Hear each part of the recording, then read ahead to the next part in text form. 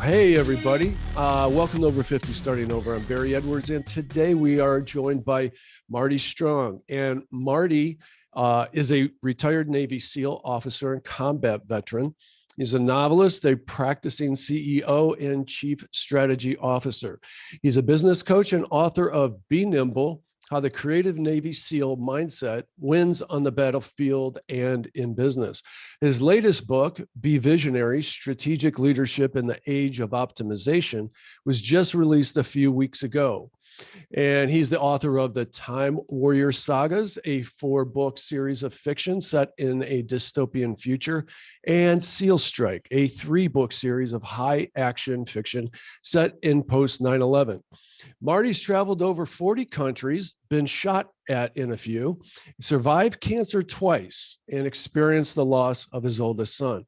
He spent a lifetime meeting challenges head on, succeeding in 3 professions, anticipating crisis and leading through crisis. Marty, welcome to the show. I'm going to tell you that for the first time, I never usually do this, but I wrote out a ton of questions because I think I have a hard stop at about 11 o'clock, an hour from now. And I got a lot of things I want to cover with you. And I want to go from your intro about starting as a Navy SEAL. I think you were 17 years old, 127 pounds, if I recall. Yeah. I want to talk about that. If you want to talk about surviving cancer, the loss of your son, I want to ask you about what you think about Stolen Valor. There's something that eats at me about that. I want to talk about your books, your nonfiction business books. And I want to talk about your fiction series because I think they're fascinating. Since this is Over 50 Starting Over, and the premise of this show is to give inspiration and information that helps us get a little bit better every day, I want to ask you about your writing process for the people that have that book in them yet. And for the people that are entrepreneurs for the first time, want to be entrepreneurs for the first time, and any advice that you would have for them at this time in their life. And that would, if we can get through all of that, I would call that a very complete show. So I wanted to let you know how much ground we're going to cover in this time. Okay. Can you tell us a bit about how you got started? And if you had a pretty rough upbringing, I would say. I've listened to a lot of your podcasts. I know a lot about you, but please tell us how you got started with your upbringing and going into Navy SEAL. And sure. You didn't even know what the SEAL program was, as I recall. No. And thanks for having me, Barry. Sure. My upbringing was not dissimilar than a lot of people, actually, because, divorce is normal in American society. It was a little less normal when I was growing up, but still it was maybe about 35% of the people. So, in your neighborhood, you might be 3 out of 10 kids had, one parent as a result of divorce. So in my case, my parents became estranged from each other when my dad went to Vietnam, and then he came back and he said, "Hey, I took a job in Japan. We're all going to Japan for 4 years." My mom was an Iowa farm girl, essentially, didn't want to go overseas, and she kind of snapped. So she ended up with schizophrenia and manic depression, which led to alcoholism. It started when we were in Japan. They ended up getting a divorce as a result of their conflicts while we were in Japan.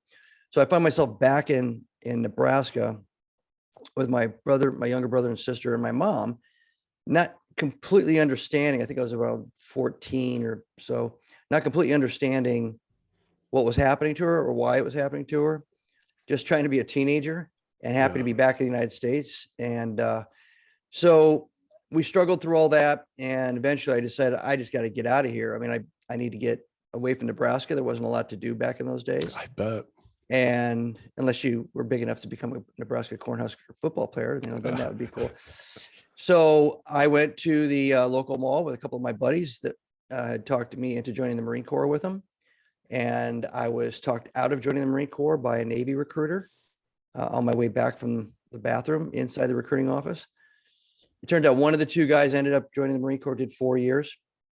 And I ended up joining the Navy and did 20. So as you'd mentioned, it was a mistake. It wasn't my intent to become a SEAL. I went to boot camp. Then I went to air traffic control and radar operator school for about 17 weeks or so.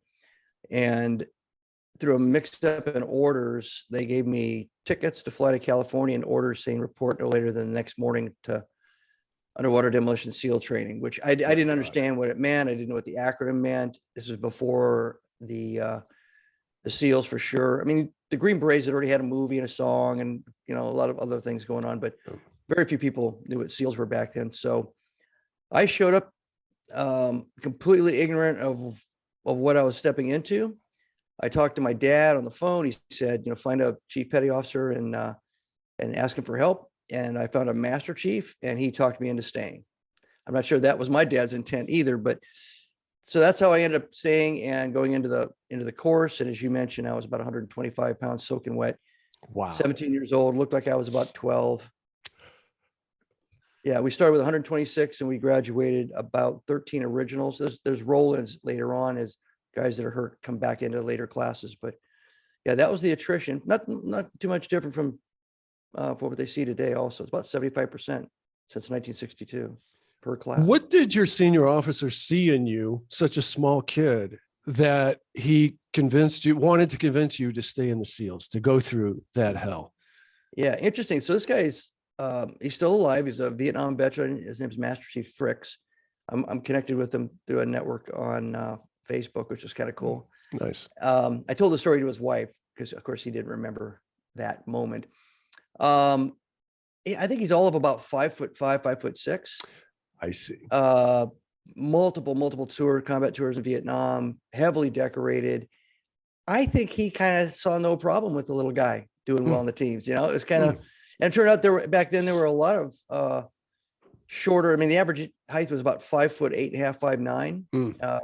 Usually after he'd been in a SEAL for a while and started packing on a little muscle that came with age too, right around 170, 175. So kind of think of like a good high school middle linebacker or you know, college outside linebacker, outside linebacker. And I think that's what he saw. I think he just thought, well, and I swam competitively as a kid, and I also wrestled. I played football. He just asked me a couple of questions about my experience in sports, and then he asked me what my water experience was. And I said, well, I spent a couple of years in Hawaii in high school. That was after Japan and after my mom kicked me out of the house. So I surfed, so I wasn't afraid of waves. I wasn't afraid of the ocean. Competitive swimmer. I mean, it probably all lined up in his head. This guy shouldn't go off and be a radar operator on a ship. He should probably be here. Okay. When you got into BUD/S, it had to be a shock to the system, an awakening. And was there a point in time where you're like, you wanted to quit? I don't think I wanted to quit so much. I mean, I had huge reservations the first time I walked into the barracks, which was before training. And all these guys were pouring in, you know, getting ready for our class, building up our class for about 2 weeks. And I walked into this, you know, oversized restroom inside of his big barracks. And there was a guy in there doing a double nunchuck katas. And the guy looked like Rambo in Rambo, 2 or something. He was ripped. He had scars. I mean, the guy just looked like a badass.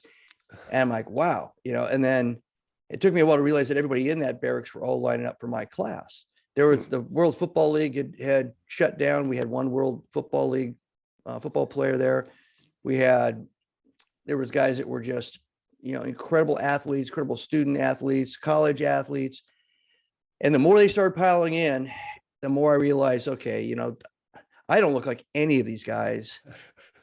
And, you know, it's not like if you went to, you know, your first training day, you know, for the Pittsburgh Steelers and you look like me and you were about my size, you'd be like, what? Right. You know, right. This is, and so that was when I really started thinking, I must've made a mistake here. I really shouldn't do this. But I bumped into a couple of regular shaped guys and then it all were committed to doing this. They all knew about it through relatives primarily. A lot of guys came from the ships to go into the SEAL teams back then, because that's the only way we could kind of find out about it. And they were committed. They were passionate. They tried, you know, for a year and a half to get off their ship. And that translated to me as this, it was worth trying at least. And then the rest of it, it's all kind of your mindset. You know, everybody's got a different level of psychological resilience. I think mine came from that, period of time when I was a teenager and the divorce and all the rest of that stuff with my mom. That prepared me to handle things like somebody yelling at me or somebody changing the schedule on us. But there were people that were fragile. They came from a world that was certain and controlled and protected, protective parents, protective. Well, we know that today. Yeah. Well, and even back then, they were used to, if you said we're going to go for a run at this time, it's going to be this distance, they'd say, okay. And if you went at a different time for twice the distance, they'd freak out. Wow. And a lot of the people that quit because of their psychological reaction to the chaos. Oh yeah. It's very, very choreographed chaos, by the way, but chaos that they subject you to get you to start having that discussion, that voice in your head that tells you this isn't for you. They want those people to have that discussion and either win the debate and keep moving forward or lose the debate and leave, because that's what the selection process is all about. It's the physical fitness, cold water, all of that is just the context and the driving force to get you to have that moment in your head. So I went back 8 years later as an instructor. I was a chief in charge of the first phase where Hell Week and all that stuff is. So I saw this play out and also realized how choreographed it was. It was more controlled and detailed than a SEAL mission. I'm just curious, how did you do in high school prior to that? 4.0 student. Really? Wow. Okay. I was a voracious reader. My dad used to give me an allowance for reading things like the Hindu Upanishads or the Book of Mormon or the Bible or Will and Ariel Duran's, history, summation of the history of the world, that kind of stuff. Stuff I would have never touched. He just didn't think schools were teaching enough of as broadly as they should. So instead of me raking leaves for an allowance, I had to do an oral book report. Yeah. I think that's amazing, but it also, now I see how it leads to your current success. I certainly do. Where was I going to go with that? So, and I'm going to skip around a little bit, but you bring me back to whatever is relevant. You survived cancer twice. I've never heard you talk about this. What kind of, divulge what you like and don't divulge what you don't want to, but what kind of cancer and how did that go? So it was a shock to me because there's no cancer in my family. My family, other than accidents or self-induced, like through, chain smoking for 50 years, everybody else has lived into their late 90s. So, the longevity is good. The genetics are good. Nobody's died from cancer. And I took a physical. It was kind of an advanced physical and went through all kinds of different, bone scans, MRIs, different things, more than you would get in a normal physical. I paid some money to do that. And I was extremely happy. I was like 3 pounds heavier than I was the day I retired from the Navy. I was, speaking about 50 over 50, we can talk about Muay Thai and martial arts, but I had just achieved a black belt in Muay Thai after 3.5 years of training, starting at around age 50, 53, 50, something like that.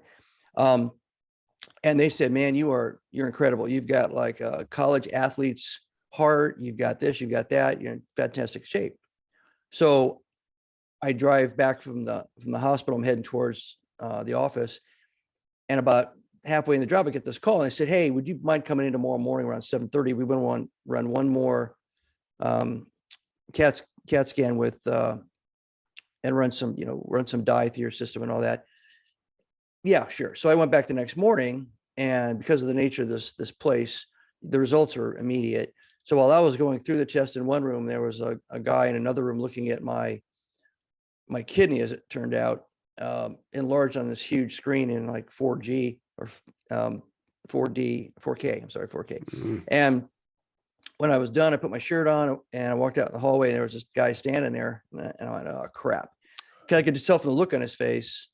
So I went down, he took me into the room, and there's my kidney. It's like 2.5 feet tall. Oh. And they showed me the tumor. So there was no symptoms. There was nothing that showed up in blood work. It was very early, and it was in a perfect place. It was at the 6 o'clock. He said, hanging like a Christmas tree ornament. So it would be easy to get to. And they didn't take your whole kidney either. Huh? No, I mean,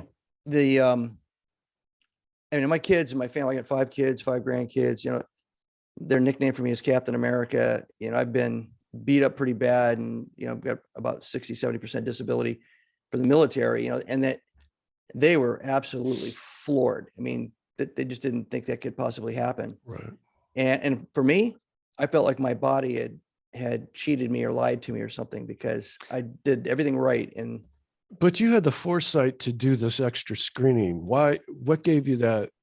yeah, so it wasn't for the purpose of finding that per se. There's, in the United States, the conventional way to, and I oversee a healthcare organization, so I'm pretty up on this. The conventional thing is you go and you get what you can pay for with your insurance. Right. And what you can pay for in your insurance, there's like a 14-point blood panel.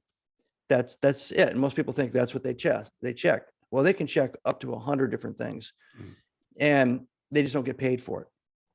To get an MRI, to get a bone scan, to get a CT scan with contrast, which is when they put the dye in you, you have to have something wrong with you already for that to be a process. It's never preventative, because insurance doesn't pay for that. But there are programs out there, and they can be expensive, anywhere from, you can do one just for your heart for about $1,000 to $2,000, and they'll run you through the same thing they run an astronaut through. You'll be doing all kinds of cardio stress tests, and then they'll have EKGs on you. You'll be doing breath volume analysis. They'll have everything up on this big, you'll look like a NASCAR going through a diagnostic test. And then it'll tell you everything about your heart valves and everything about your heart.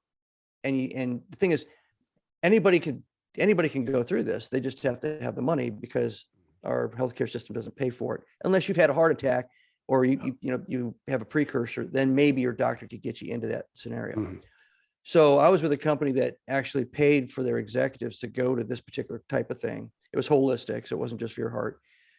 And I had not gone in like 8 years. And so I decided to go, kind of on a whim. I felt fantastic. My wife actually at the time thought it was a waste of money, because I was 168. I was ripped. I was dodging punches every day. I was in good shape. So, but what it shows you is they detected it as a preventive measure, and the surgeon that eventually removed it said, you probably would not have had symptoms from this for 3 years. Oh my God. And then for another year, the symptoms would have been very confusing and probably wouldn't have showed up in blood tests. And by the end of that 4th year, you and your doctor would finally come to the realization something's wrong. Yeah. And then you would lose a kidney for sure. Yeah, at right. that point. Right. But you came in here, and there's this thing that looks like this, the length of a thumbnail. And because of where it's positioned, we can take it out. So I was just lucky. And no chemo or anything? No, they, Wow. Okay. he turned to his PA and said, when can we get Mr. Strong in? And she said, well, Mr. Smith dropped out for next Tuesday, which is like 4 days away. And he goes, you want to do next Tuesday? And I said, sure. And so they did the Da Vinci robotic thing.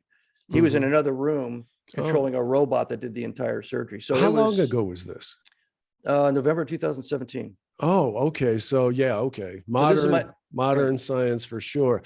So now they're screening you regularly for cancer, I assume. They do for 5 years. Every kind of cancer has a different protocol. So I was for 5 years, and they took 10% of my right kidney.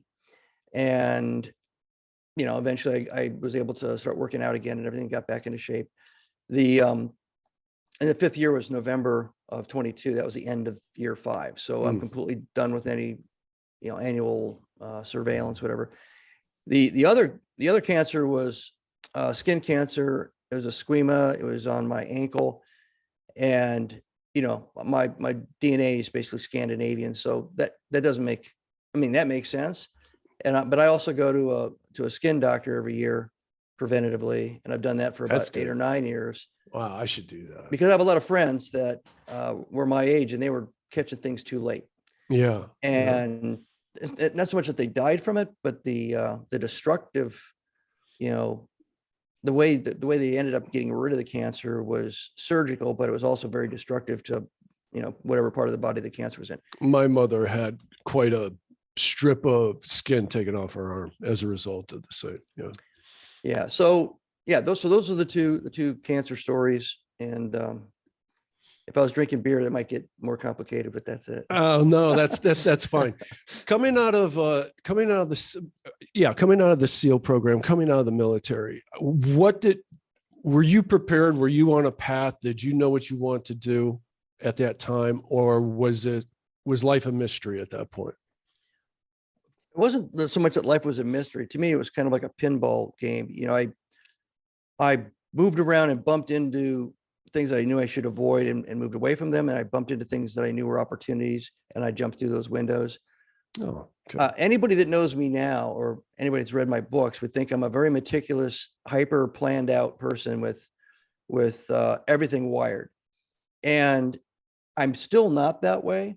I know how to plan. I know how to project. I could lay out all kinds of plans and things, but even in my writing, I don't necessarily over plan the writing, especially the novels. I let the novels kind of stream of consciousness within a very. Really? Oh yeah. I'm surprised by that. Yeah. I can talk about that. Yeah, that I want to process. talk about that. I have some notes here, like the Time Warrior Sagas, and I was reading all the summaries of that. I find this fascinating. I love time travel. I love the concept of time travel. Movies just really get me. So this is a 4-book series, and I just took a couple sentences out of this. On Earth in the year 2143, the New Republic struggles with a new epidemic: suicide. A managed world without challenges to the human spirit has turned utopian life into one not worth living. I have one more sentence, but I got to say that sentence right there has so much meaning in today's world. And I talk about this on the show quite a bit. And it's the helicopter parenting that, we don't let our kids figure out challenges and hardships, and that's all life really is. Mm-hmm. And so you try to create this utopian type world, and all it does is create anxiety and more problems, and it would create a life not worth living. You know what they do? They go to video games and try to conquer the next level. That's what happens. Last sentence: to deal with this problem, the New Republic grants Time Map Inc. access to time travel technology, and soon time tourism flourishes. Where did you come up with this idea? I think it's fascinating. And a 4-book series of this as well. Yeah. So, and my first book was the first book in that series, Time for Glory. It was a couple things. One, I wanted to write a SEAL novel. And then I just kind of talked myself out of it because I didn't want to have to. This is kind of stupid. It's kind of like me not joining the Marine Corps and then becoming a SEAL. I was trying to avoid having to research every little detail, every little nomenclature of every weapon system, everything to be perfectly accurate. Because I know the people that love to read those books, they just like when I'm watching some TV show about SEALs or Green Berets, whatever, I'm wincing constantly seeing these things I know are inaccurate. Yeah. So I've got that in the back of my head, and I had writer's block on that subject before I even started the project. So then I sat back and said, okay, Robert Heinlein, the famous science fiction author, long time ago, he wrote down in an article what his process was, because he had some really zany, kind of weird combinations of stories. And what he said was, I would take the yellow pages of all the phone numbers and addresses of all the commercial companies in the area, and I would take the white pages, which had all the individual names and addresses and phone numbers at their homes, and I would flip through and I would just randomly stab my finger, and whatever name I landed on, I'd write the names down. And then I'd go through the yellow pages and I'd randomly flip through and I'd stab my finger, and whatever vocations or types of jobs or industries I ran into, I'd write them down. And then I would say, okay, so I've got a plumber, and I've got, an HVAC company. And so he'd start to think, how do I put a plumber and an HVAC crisis on a spaceship moving light years away from, from the planet? And that's how he would do it. He said, so who becomes the most important person on a starship who's recirculating water, both for drinking and for their hydroponics? And all of a sudden it goes down. Suddenly the plumber water guy is the hero of the story. You see? So it's an illogical arrival. But that roots it in some reality, though. Yeah. So that's exactly what I did. I said, all right, what do I really want to write about? I want to write about the warrior ethos. I want to write about the camaraderie between warriors that I experienced as a SEAL. And I wanted to find a platform, a genre, a context that I could do that more freely without being constrained by, hyper research. I said, all right, so the easiest thing, it's fiction, but fiction about a real thing that's topical that people can look up real easily. is more restrictive. So how about fiction that's not restrictive? So science fiction is not restrictive. I can say the guy is going to go left instead of going right. And in a science fiction book, who's to say he shouldn't have gone left or right? There's no right or wrong. So I said that'll free me up. And then the last part was, so how do I want to do this? Everybody's done science fiction a million different ways. I like time travel too. I'm a big fan. Yeah. And love the theories behind it. Yeah. People can come at it from different directions. Ever since H.G. Wells, reading his book and then seeing the very first movie, I think it's cool. So I got the time travel as my method. And then I think, okay, if you're time traveling, you're going back in time, warrior ethos, you're going back to a time where warrior ethos mattered. So you have to go back to a more barbaric time before even archers were considered an honorable way to fight. And because there was a time that was the case. And so you had to fight somebody face to face, spear tip or sword tip, clanging against each other. And so that put me in kind of the section of time I wanted to be in. And it's pretty broad. You could go back to the Bronze Age if you wanted to. So there's like 1,500 years, you could pick anything you wanted to. And then I put my Muay Thai stuff into it a little bit, all the fight and athletic optimization theories that are out there. And if you were in 2143 and you had a corporation that took advantage of this, you'd create these essentially like a UFC training camp. You'd come in and you'd be tested, vetted for suitability, because they're not going to send somebody back and they're never going to come back because they got killed. And then you have to train to a certain program. If you're going to go back into an ancient period where the Romans ruled, you have to learn how to use their weapons and defensively, offensively, etc. And then so that was pretty easy. Got all that together, and then I said, well, how the heck do they know the language, the customs, everything? So I just had essentially a little plug in the back of their head right behind their ear. It's just like a USB port, and you put it in there. And we're about 2 weeks away from that. Yeah. Well, I did some research. So knowledge can be transferred that way and absorbed by the brain and recovered. It's just another way for the brain to get the information, but skills can't. So it's a little bit different than the Matrix, where he's in that metaverse and he's learning kung fu, right? So the training center trains the skills. The upload gives you all the contextual information, languages, et cetera, that you need, and tactics too. Anything that's not, how to duck or how to stab or whatever. Yeah.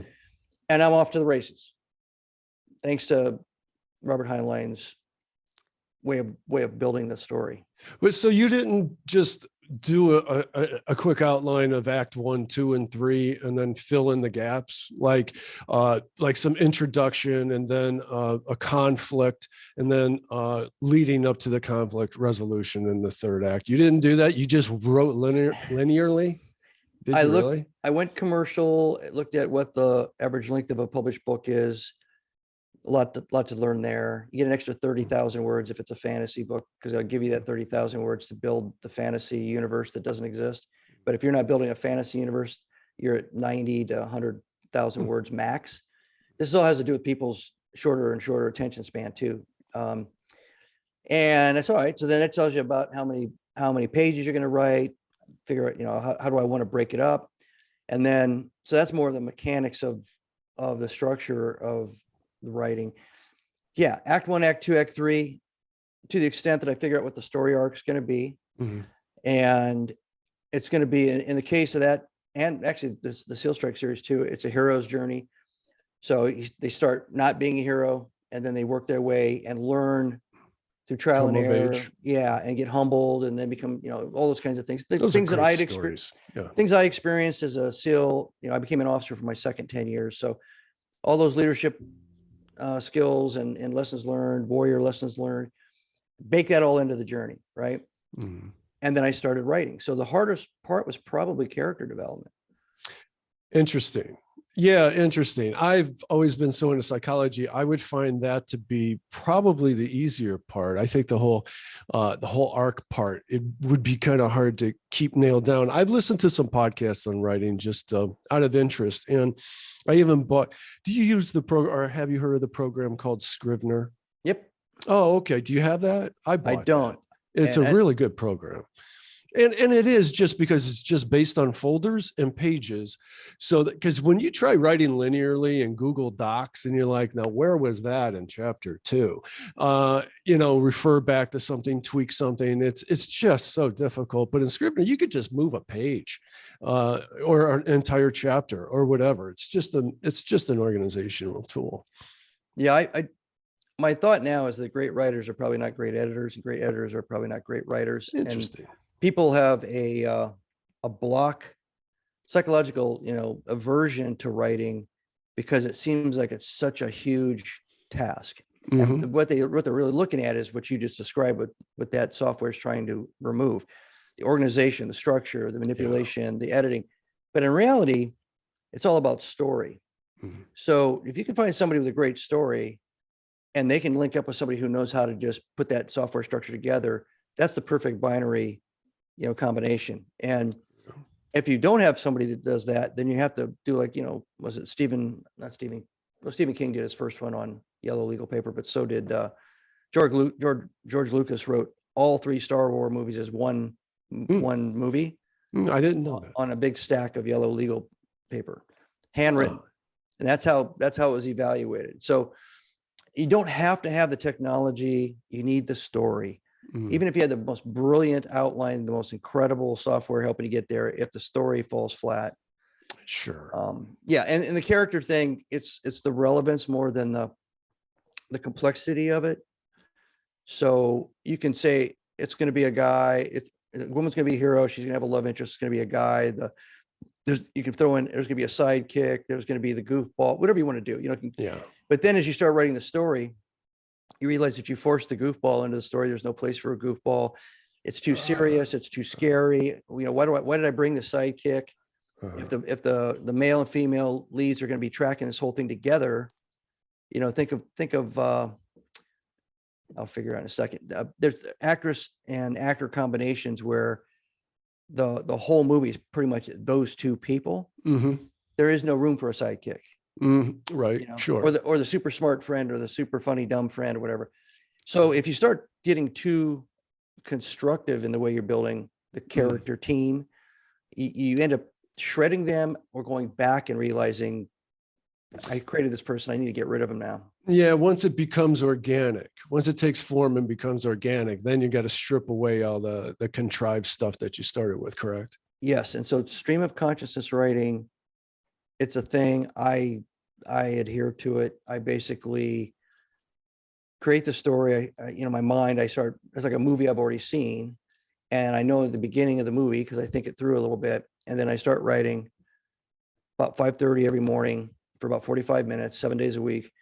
And I get to where, the hero's he's run out of gas because he's got to run out of gas for the next thing I want to do.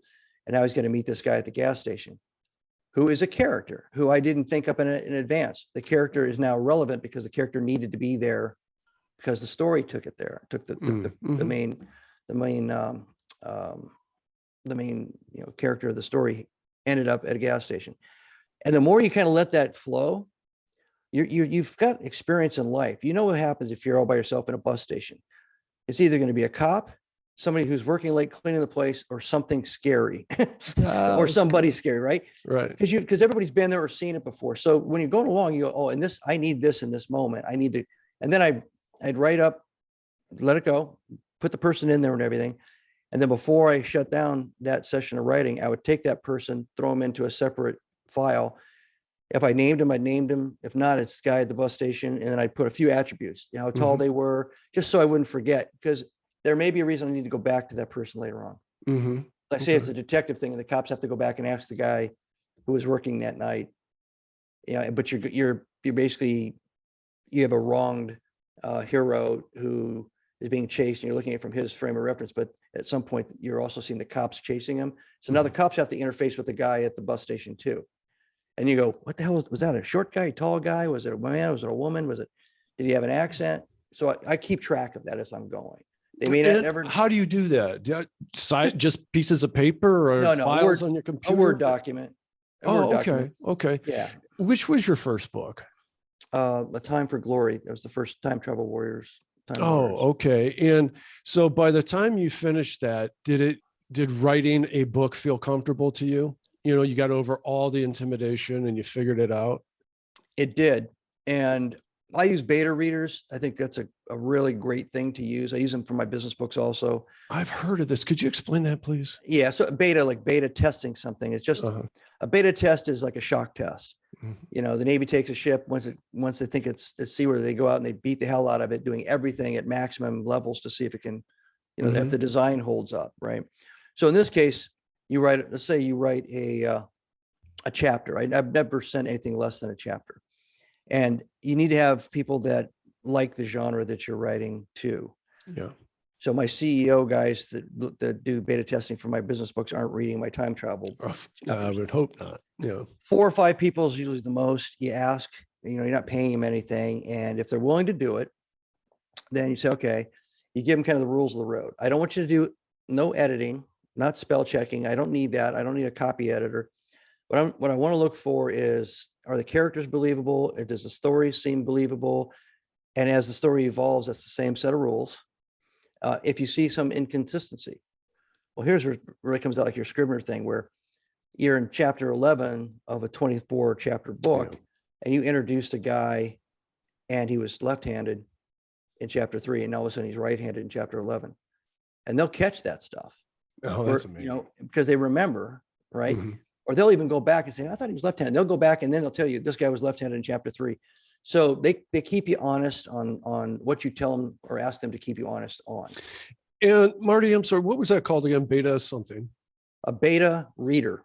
Oh, okay. And so if somebody Googles that, they could find this. I've heard of that on a podcast some years ago, and it sounds invaluable to me to have experienced writers to go over your work. I mean, it sounds like a no-brainer. It's a lifesaver. On the first business book, I did the same thing, different group of people. Most of them are CEOs running companies. Got lots of great feedback, but I call them, here's the rules of the road. I want it to be conversational, like it's somebody sitting there having a one-on-one mentoring session. I don't want it to come across stilted, academic. I'm gonna have lots of examples and analogies and maybe a case study here or there and quotes and stuff. But this isn't about trying to get college credit. This is about you trying to understand and absorb, you know, the thoughts, the ideas. So I think it was the 4th chapter, 3 out of 4 of the beta readers I was using all came back to me with the same comment. You shifted into techno speak. You shifted into, yeah, it was like I've noticed this in books when it changes tone. You went from conversational. And you could even change from first person to third person. And not, you know, some people do that. And it wasn't the quality of the writing. It wasn't even the quality of what I was saying. It was the fact I changed it from being a conversation to a lecture. So I had to go back and rewrite the whole chapter, right? You know, fast forward now, I've got the 3rd book, Think Different, that I'm working on. So I did the prologue. It's 1 page. It's all about divergent thinking and neuropsychology related to creativity, things like that, and applied creativity in the workplace and in big business planning. And so I sent it to a guy who's extremely intelligent guy, like PhD level guy. And he comes back and he goes, I have to give you some bad news. I thought it was terrible.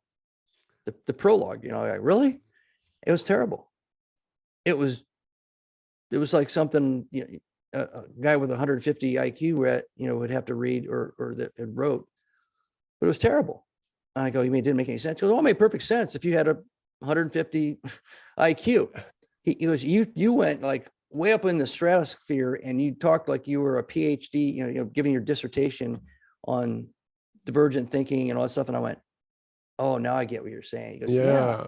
That's not why your books are popular. Books are popular because people can read them, absorb them, they get it, the things click because you're teaching, training, and mentoring and coaching all through the way you deliver the information. So now I got to rewrite the whole dang thing, but you know, but that's the value of a beta reader. Okay. Yeah, for sure. Totally see that. Now, let me ask you again, too, for the sake of the audience, the person that has that book in them, that I have 2 books that I have very much started. And one is on marketing and another is fiction. You could relate to this. And the marketing one has basically been nearly done for a few years, but I keep saying to myself, the world doesn't need another marketing book, you know? But here's what I want to ask you. So at the end of the first book, you getting started, did you find an editor? And if you did, how did you find an editor? How did you get it published? Did you self-publish? Did you find a publisher? All of those major things that seem a bit like huge obstacles to us. Well, they are, and they used to be insurmountable, say 30 years ago. But with print on demand, traditional publishers don't have to hold the books in physical inventory, and that used to be the cutoff. If you didn't sell X amount, they weren't going to run another print of another 100 books or even 50 books because it was a waste of money. So the lives of books, and up until about 30 years ago, were very, very short, unless they were virally accepted and touted and passed around and became a #1 bestseller. Of course, then the publisher would have to catch up and make and produce the books. So that was the first big dynamic, print on demand. The second one is that what publishers do for authors has been whittled down to almost nothing. So unless you are a celebrity with, you're already like an ex-president or a movie star, and you have all of that banked, essentially marketing brand goodwill, you already have a ready audience. Like I said, I think I just saw, was it Prince? What's the prince that's here Harry now? Harry. Yeah. He just had the #1 best-selling first book out in the history of all time. Well, that's because nobody knows what the heck's going on in the royal family. So if somebody comes out and says, I'm going to tell you everything that's going on in there in this book. Well, boom, he's got a ready audience, and they're all looking for dirt, right? Which but he got sales from it, right? So just threw the whole royal family under the bus for it. Absolutely. Yeah. But what they used to do is publishers would look at the economic viability of a book. They would do their calculations. They'd come back. I went through this with Random House a long time ago. And they'll say, okay, we can make money. You can make money. We'll make enough copies to make money. And we think it's relevant enough to a large enough audience. We're going to commit, just like a business decision. And then once you were about to have the book hit the street, be released, for a couple of months prior to that, the publishers would set up all kinds of promo work. They'd get you on TV, they'd get you on the Today Show, they'd get whatever your market needed. You're on Face the Nation, or if that was the right place, but they would get you on there. They would get you in articles in major newspapers. That's valuable. Build up the momentum, build up the heat. Boom, it's released. Then they'd have about a month after that to 2 months, book signing tours, the whole all done by the publisher, paid for in the budget by the publisher. That pretty much all went away about 15 years ago. Oh, interesting. Because I also understood back then you never made money off your first book. It had to be popular enough that you did a second book, and now you have negotiating prowess with the publisher. But that's changed now. And you have to also kind of analyze why you're writing a book. If you're writing a book to impress your friends, and you do, and they are, then you're a success. If you're writing a book to pay the bills, and it does, and you can, you're a success. Yeah. So you really have to kind of say, what are my expectations here? Because there's a bazillion books now written. Yes. Primarily because print on demand. And also because of the second thing I was leading into, which is that traditional publishing has gotten to the point where the only value left, which is eroded over the last 15 years, was that if you got with a traditional publisher, you got the heft of the publisher's name, the credibility associated with that publisher's history, and you got all that bankable marketing and branding support all the way up through and after the release. Unless you're Hillary Clinton or you're a member of the royal family or something, that's very rare that ever happens. Maybe if your first 2 books were bestsellers, maybe your third book you work into the deal. I want you to do this for me. They've gotten out of the business of marketing the authors. What you'll see if you look it up is all the big names, all the middle market publishing companies, and definitely all the smaller independent publishing companies are not going to do any of that. It's on you. Wow. So you might as well self-publish. You might as well, especially if the book is part of your business aspirations. You want to be seen as a thought leader. You have a particular population. You want to give speeches. You want to do workshops or whatever. You can do it. You'll make more money per book. The book will be all about what you really want to be about and what you want to talk about. And then there's no restriction how many books you can write. If nobody buys your book, nobody's got to print your book. Nobody's printing your book. Nobody's losing any money. Right. So Amazon, KDP, their program is where I ended up making all the publishing all the fiction books. And then I went with a traditional publisher out of London called John Hunt Publishing. And those are the guys that produce my my business book. So they're an actual traditional publishing company. I just tried really hard to see if I could get the business books under a regular publisher instead of me doing it.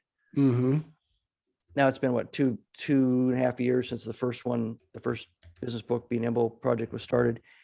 Looking back, and I'm watching webinars and guys that have done it the traditional way and completely flipped. These are big names. They're completely flipped to publishing them themselves. They're not getting any benefits, so they might as well do it themselves. Right. You know, and so if you're out there and you want to write a book, you can write a book and have it sit in your house. You can write a book and you can publish it through Amazon's publishing arm, but there's probably another 50 that are credible out there.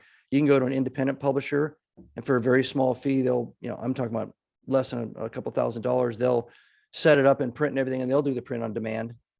And wow, you know, so this is way easier than most of us think, and that's Yeah. inspiring. That's good to know. Are there any pitfalls that you'd want our audience here to say, hey, just be aware of this? Well, the quality of writing and the quantity of writing has gone down because of the ease in publishing. So get yourself a really good copy editor.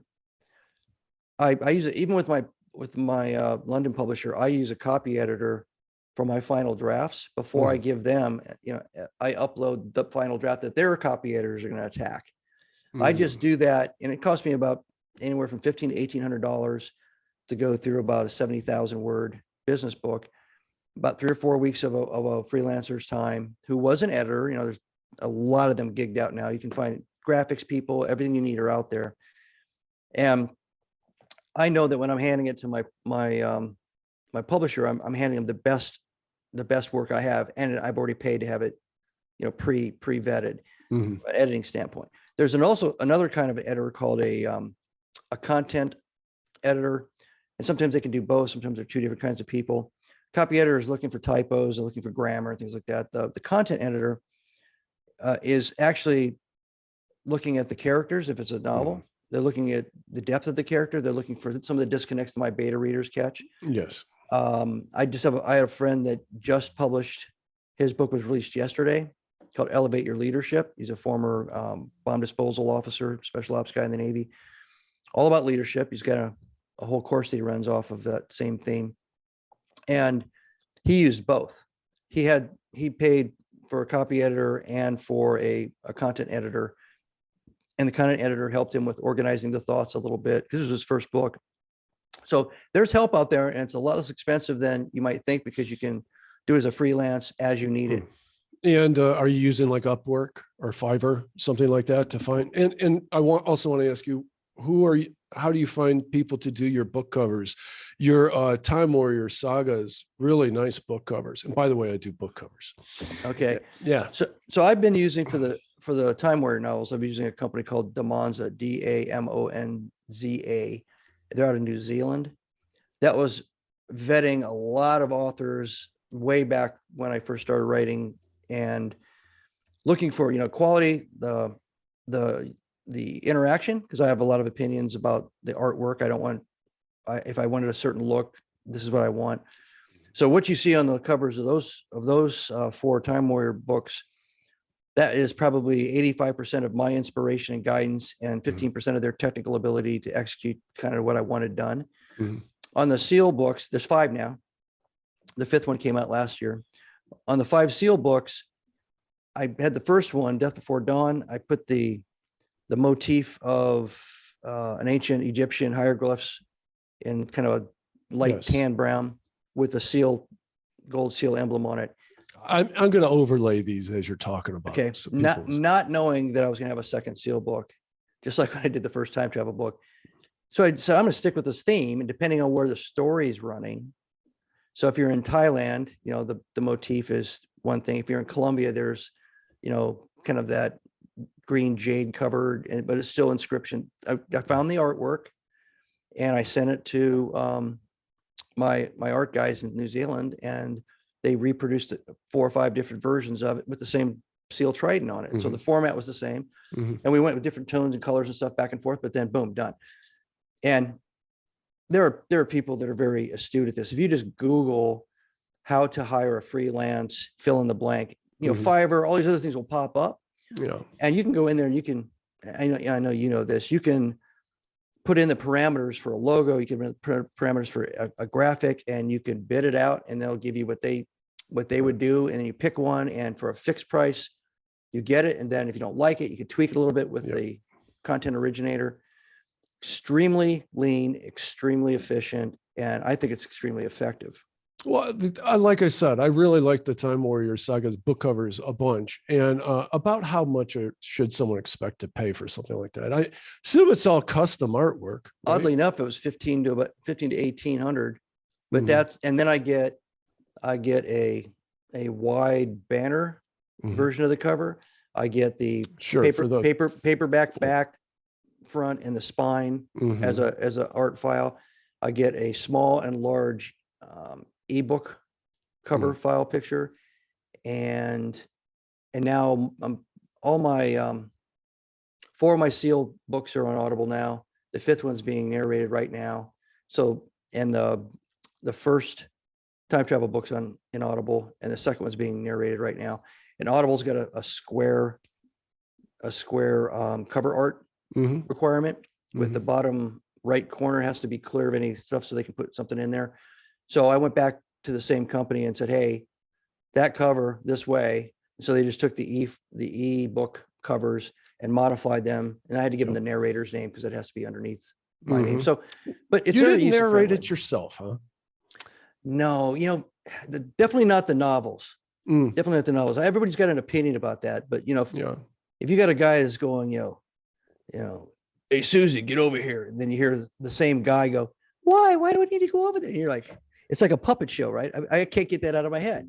I do understand that there are 2 different styles of doing that kind of fictional narration. There is the more exaggerated and more animated. Yeah. And then there's people, and the ones that I like best do a real subtle. So if they're doing a female voice, it's just a subtle pitch, uptick in the pitch. And that, it doesn't take you out of it. It doesn't distract you. And that's how I pick narrators. So on Amazon, you can go in there and they have a thing called ACX.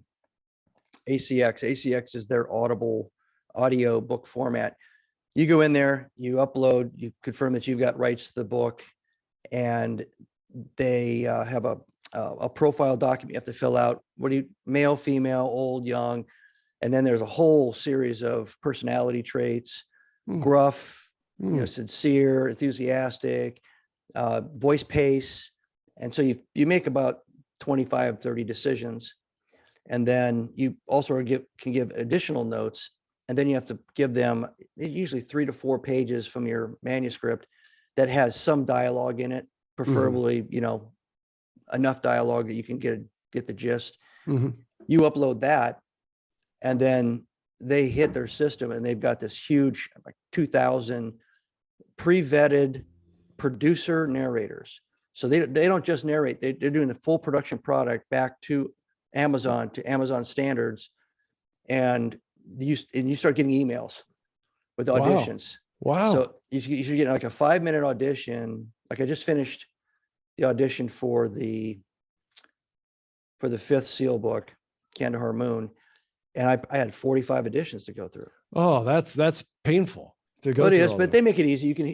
You can star them as a favorite, and it goes into a separate folder. So you can vet them pretty quick. In real quick, yeah. Or I'll get my wife, or I'll bring it to work and have a couple people listen. If I'm right on the edge between 2 voices. Sure.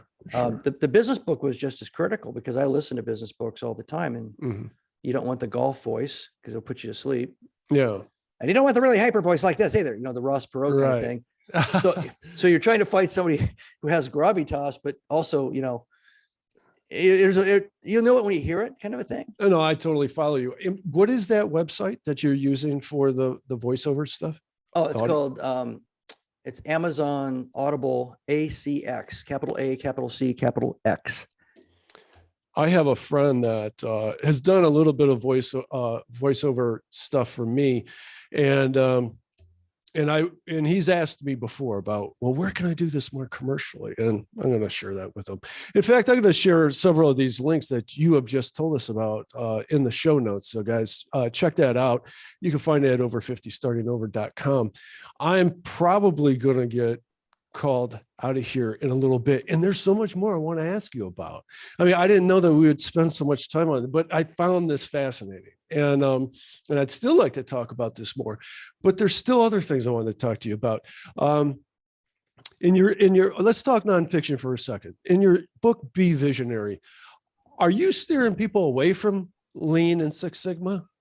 I was kind of getting that out of this summary. No, I basically put a spotlight on the conflict between optimization, quality assurance is, yeah, it's a form, whether it's an ISO certification or Six Sigma, there's a place for that. You absolutely need that. But when you take that and you make that optimization exercise hyper out, you've made a big mistake. It's the same thing if somebody's a dreamer and a strategist, but never has their feet on the ground. So you need both. We're way over, the pendulum swung way over too far, enabled by technology in the United States, probably over the last 15, 20 years. Publicly traded companies shortening the gratification timeline, senior execs getting paid stock options. So they do things to make the stocks more valuable in a very short period of time, usually within 36 months. Then they're out of there. That's usually the average for most C-level people in publicly traded companies. I didn't know that. Nobody really has, there's no skin in the game to sit down and come up with a 10-year plan and then start investing. Sounds like our politicians. Well, yeah, same thing. Yeah, it's all, I mean, by the cycle of re-election, you've automatically got short-term gratification. Right. Would you consider yourself a leadership expert? It seems to me you are. I think I'm an expert on what leadership is in conditions and in the context of when leadership absolutely has to be applied. I think there's a big confusion about what the term leadership means. And because of my upbringing and being the oldest kid in a broken family, being a SEAL leader and eventually combat leader, and then now CEO, and I've been leading different elements of different size companies for a long time. They don't need me when the managers have everything clicking and humming. Okay. They don't need a kind of guy with my background experience. But when the crap hits the fan, when the building's on fire, when your main supply chain falls apart, when you lose your biggest customer and you're not sure what the hell you have to do, that's when leaders and leadership is appropriately applied and should be applied. The problem is, if you don't anticipate that bad moment, you think management's going to carry the day for you, and it's not. You're not going to go into a room and write a new process to stop the fire. You're going to have to get everybody out of the building and then figure out where you're going to start operations tomorrow. So leadership is about handling chaos and crisis and uncertainty, preparing for it ahead of time and dealing with it in the moment. Management is about keeping all the things that are working, systems, people, processes, humming along and doing little fixes and tweaks here and there, a little bit of oil, yeah. So to our audience here, over 50, a lot of people are taking this. I encourage this. I think that we are at a time in our lives where you should be doing what you want to do. You've accumulated enough experience and maybe enough leeway financially to take that chance on yourself and follow your dream that you've always wanted to follow. So I encourage that. What I want to ask you, Marty, is along the lines of leadership, an entrepreneur. How much of that can be coached up in a person versus how much of that is innate? For almost every normal purpose in normal society, normal business operations, it's easily taught. Interesting. It's a little bit different if you're talking about combat or you're talking about, the person that has to run into a fire if they're a firefighter. The pure life and death consequences faced by people in the military or faced by people in law enforcement or like firefighting, et cetera. It's a little bit different leadership requirement that I think everybody that's been in those organizations knows that you early on, you screen people that are capable of leading in that moment. And there's others that can't, who can and who can't. Usually the ones that can, you elevate them to higher and higher levels of leadership. So they have more scope of impact, span of impact. But for the everyday average thing, to be a better father, to be a better person, to be a better member of the community, to be a better member of your division department, leader of your division department or your company. Yeah, it's all teachable, trainable. And we, in the SEALs, we did it with scenario-based training. So you can run everybody through those horrific scenarios in the comfort of a conference room and have them make decisions. And then you can say, okay, let's go down what the ramifications of those decisions were. You have to get them used to the event being a reality. Mm-hmm. And all the other kind of ancillary issues when everything's falling apart. You have to think them through that, walk them through that, talk them through that. And you do that as a repeat habit forming event, not as a one-off, management conference. And you do it from the top all the way down, because no person at the top is going to be there the moment that somebody at the loading dock has to save some guy's life because he got crushed. Right. Or get other people to come save his life while he's trying to control the big machinery and make sure nobody else gets hurt. Mm-hmm. Yeah, everybody's got to get it. Everybody's got to get exposed to it, and then on a regular basis sustain that.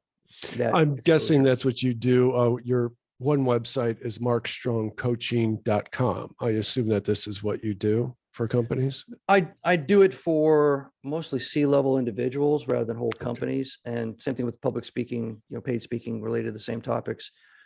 I manage right now, I'm a CEO of 4 companies, about almost 1,000 employees, all scattered across the 4 all over the United States. So so I get to practice myself. I get to walk the walk with my own leaders. I have presidents running these companies, and we deal with everything everybody else is dealing with out there. It's just a different scale. So the pandemic hits a submarine sandwich shop differently than it hits Microsoft, but it's still a hit. So that's what I do. I help, I advise, help, consult, coach, mentor. I will say, and I've been on my own since I was 27 years old. I went on my own. I was a graphic designer at the time. Now I'm pretty much called an online marketer, and I've worked with every size company out there.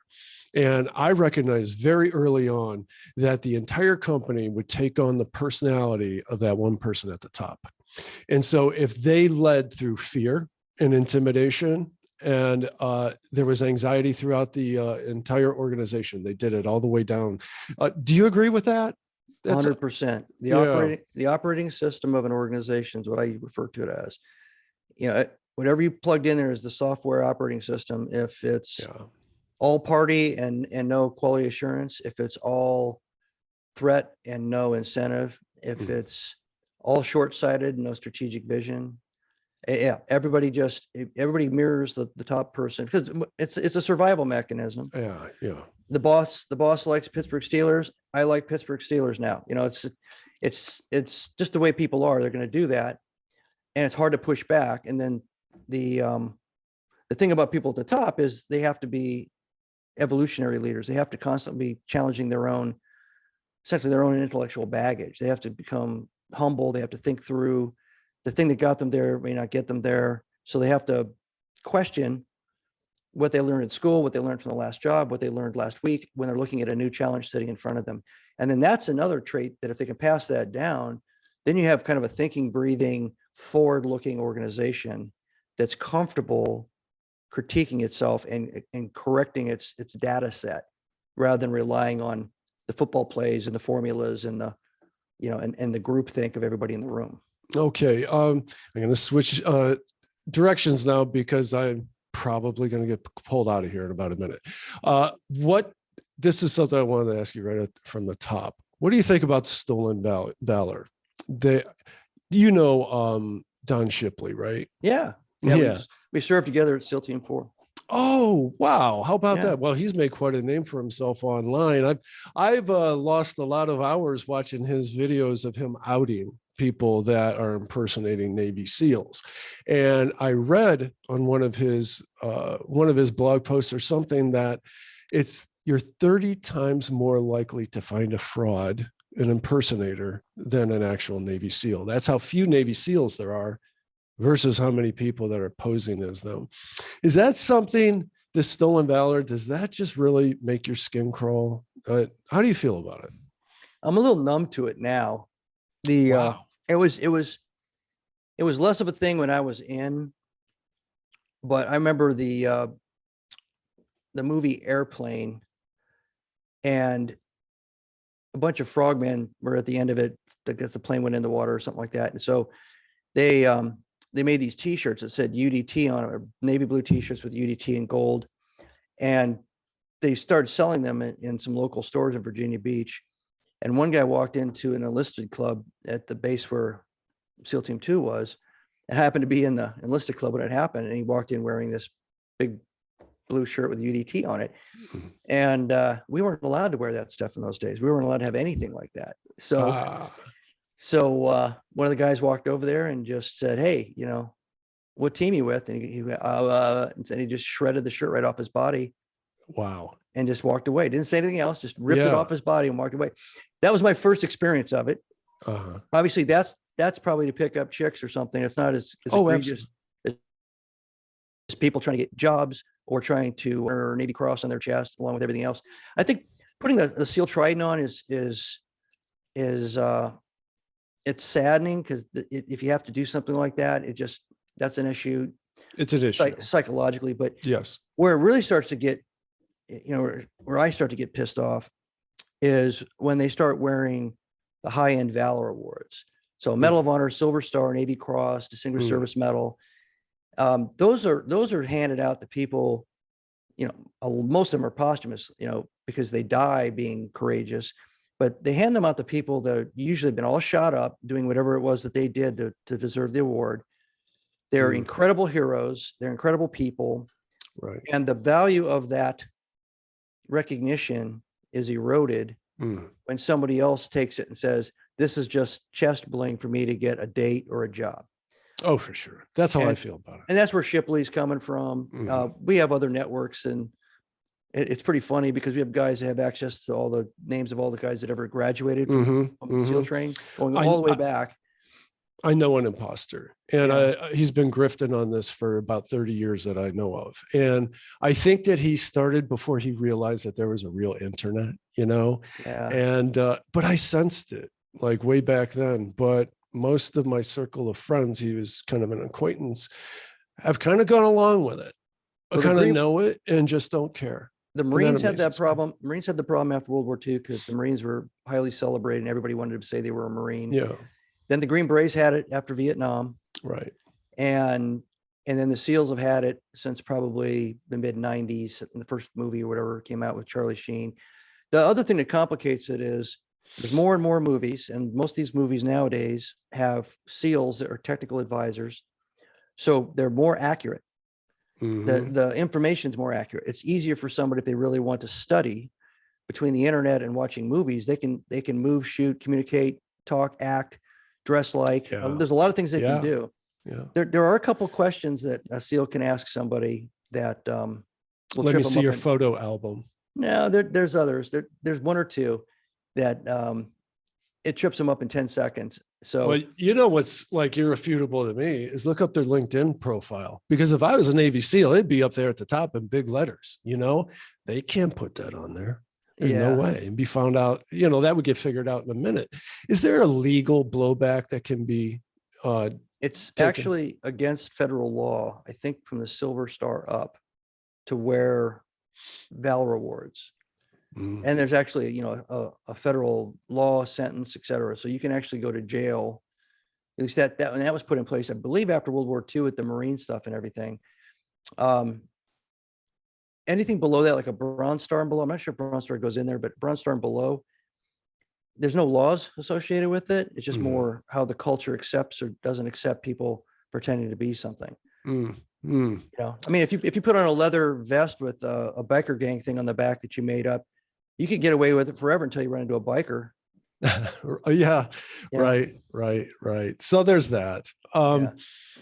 Let me plug your other website for a moment, martystrongbenimble.com. This is where you can find all of your books, but of course you can just look up Marty Strong on Amazon as well. Correct. And you got a very nice presence there.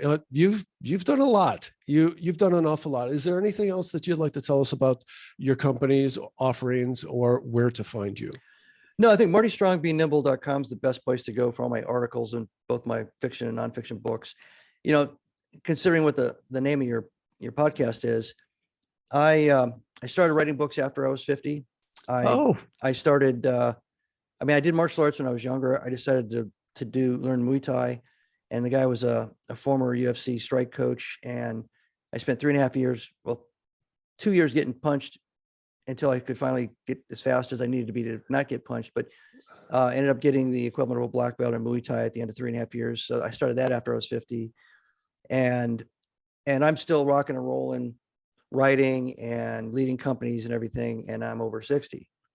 So I wouldn't have guessed that. Yeah, I thought you wrote 9 books in like 3 years. No, but that, the point of that is life doesn't end when you're 40. It doesn't end at the end of high school. It doesn't end at the end of college. You can reinvent yourself. You can go down any path you want, especially in this country. You want to be an engineer, you're three years of school away from it. Go for it. You want to be a lawyer, you want to be a nurse, you want to be whatever you want to be, right? Right. And there's no age requirement, no age restriction really, in my mind. There's no barrier that you can't crush through, smash, go under, blow up. So go for it. I really appreciate that. Those are very inspiring words to part on. All of your information will be in the show notes. And again, you can find everything at over50startingover.com.